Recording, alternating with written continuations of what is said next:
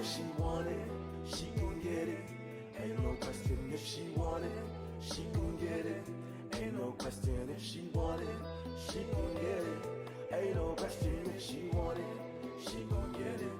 Ain't no question. What's up, guys? Welcome to Breakfast and Chit Chat with me, your host, Miss Fadzo. This week, we will be talking about what our financial whys are and specifically how to find your financial whys. I'm going to start by telling you guys a little story about how I managed to pay off my debt in 3 months. I'm debt free. Hallelujah. Praise Jesus. Won't he do it? So I'm going to tell you a little bit of my story and then hopefully in the end give you a little bit of the tips that I use to motivate me to get to that point, because I'm a strong believer that if you don't have motivation to do something, you're building yourself up for disaster, because sometimes just wanting something isn't enough. You need to understand why you want that thing. And if you haven't already listened to the podcast that I posted maybe 2 weeks ago, you need to listen to it. It was talking briefly about understanding what your why is in life. So if you want a little bit about that, I'll link it in the information below. But I'll also just recommend you go back. I think it's titled something like What's Your Why? So I'm going to tell you guys my story. Basically, it starts summer of 2017. That was my first year summer. I had managed to keep my credit card at a good balance where I use it and I pay it off immediately, or I use it and then at the end of the month, I'm still able to pay it off.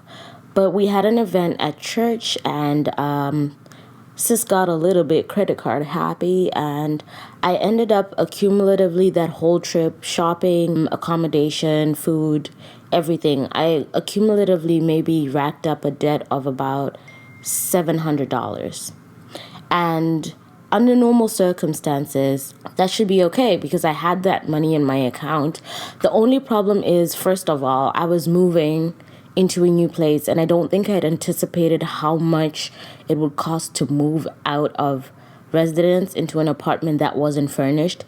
So I moved from a place of like having furniture and having everything there and available and ready to having to start from scratch. I mean, I had to buy a bed, I had to buy curtains, I had to buy dressers, I had to buy clothing racks, lights, simple things you don't even think about. I had to start from zero, guys. I had to buy plates, cups, spoons, you name it. Like everything you need in a house, I had to start from scratch. But in my brain, I don't even understand what happened. But in my brain, I had budgeted for like $500. I was like, $500 is all I need. But the bed alone was more than $500. So having like a full bed with headboard and everything accumulatively ended up costing me more than $500, which was actually cheaper than a lot of the other options that were available. But it just shows how unrealistic I'd been about how much money I was going to need to use. So by the end of that summer, I would like to say I was in debt of about $1,300. And that's not a lot of debt for some people, but it was a lot of debt for me. I think that was the most debt I'd ever accumulated like in life. I'd never, ever had so much debt ever. So in my brain, I went into planning mode. I'm a really good planner. I'm really good at organizing. I wrote down all the things I needed to do to pay off this debt. I wrote out plans. I had a plan. I was like, all right, every month I'm going to pay $100 towards this debt, and within a year, I'll pay it off. Guys, fast forward into a year later, I was still $1,200 in debt. I was like, girl, what is you doing? And at this point, I even had a job, so I didn't have an excuse. So just after my birthday, I write my New Year's resolutions because I have a weird thing where my New Year starts on the 3rd of July because I believe that's when I was born. Well, that is when I was born, but that's when my New Year starts. So I wrote my New Year's resolutions, but this time what made things different was I actually set goals that had dates. So like I want to pay off my credit card by, for example, September the 20th, 2018. And I had things like I want to have registered my business by January 2017. I don't know. I'm just pulling numbers out of my ass at this point and dates. I can't give you the specific dates because I don't have the diary open. But I had specific dates that I wanted, like, and specific goals. But I also added why I wanted to achieve those goals. So I knew I wanted to pay off my debt because I couldn't move forward with my business without doing that. I needed to register my business. That was going to be money that I needed to pull out of somewhere.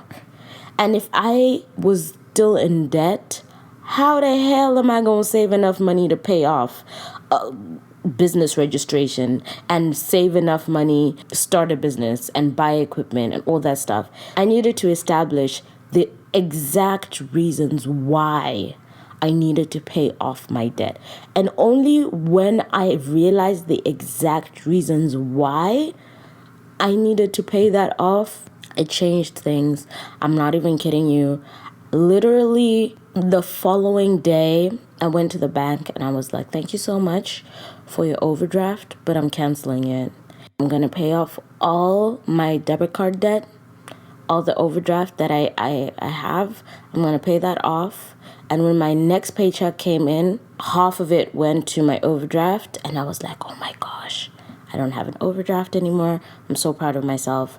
And then basically for the next 3 months, 50% of my paycheck went to my credit card. And I guess I'm fortunate enough to have enough surplus income to survive with half a paycheck. But some people might not have that. My thing was I just needed a percentage set in place that would happen every month. So every 2 weeks I get paid, I'd take 50% off the first paycheck and 50% off the second paycheck, mush them all together, and put it towards my credit card. And within 3 months, I had paid off all my debt.